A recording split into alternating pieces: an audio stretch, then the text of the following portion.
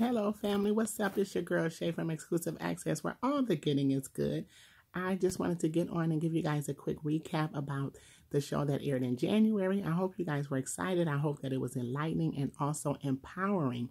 We had a lot of wonderful topics, and I hope that you guys definitely enjoyed. I know we did get a few vision boards, and the vision boards looked really good. They were inspiring. They were also empowering.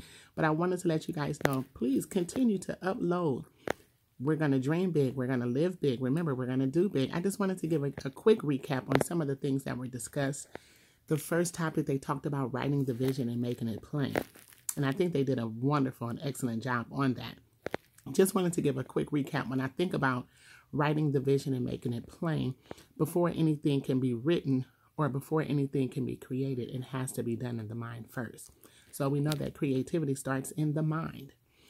4 topics came to mind was when you're writing the vision and making it plain. I know for me, the first thing that I do is I get into a quiet place to hear from God through prayer. Now, prayer is essential for me. So it has to be a quiet place where I can hear it clearly. I'll ask God for clear instructions as to what he is saying. How should I move? How should I do it? When should I do it?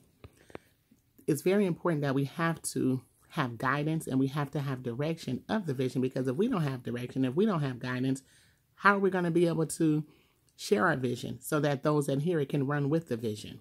Okay. One of the questions that I wanted to ask you guys is, what is your purpose for your vision? You have to make sure that you have to be a man or a woman of integrity. For people to run with your vision, you have to have integrity. You have to know that you have a destiny. Your vision has to be carried out through someone. You can't run with your vision by yourself. So it's very important that you understand your vision. And once you understand your vision, you have to be consistent in your vision. You have to be committed to the task that is at hand. And then once you're committed to the task at hand, then manifestation can take place. And then you can thoroughly see your vision.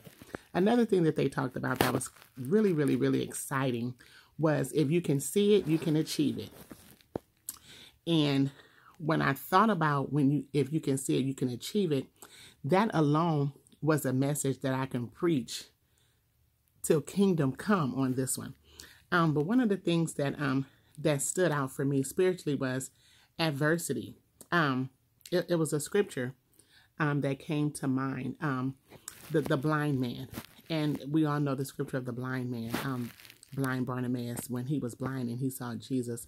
Well, he heard Jesus walking by, and when he heard Jesus walking by, he began to cry out with a loud voice. And crying out with a loud voice, the people began to tell him to be quiet. But all he knew is that the man was in his presence. And he cried even louder because there was something that he wanted. He wanted to be able to receive his sight. So if you can see your vision, know that you can achieve it. All you have to do is pursue it. Don't give up on it. Don't bend. Don't get discouraged. If you fall down, get back up. Remember, in order to be successful, there has to be failure first. You don't beat yourself up over failure. You just learn from it. You learn from your experience and you be a better you. Okay? One of the other things that they talked about was putting things into perspective. And putting things into perspective, remember, you have to reintroduce yourself. And reintroducing yourself, it is basically, it means to give the right impression, depth, and position in revelation to each other when viewed from a particular point. So sometimes a lot of people will say they know who you are by the person that you once were. Sometimes don't let people put you in the same category as to how they had you before.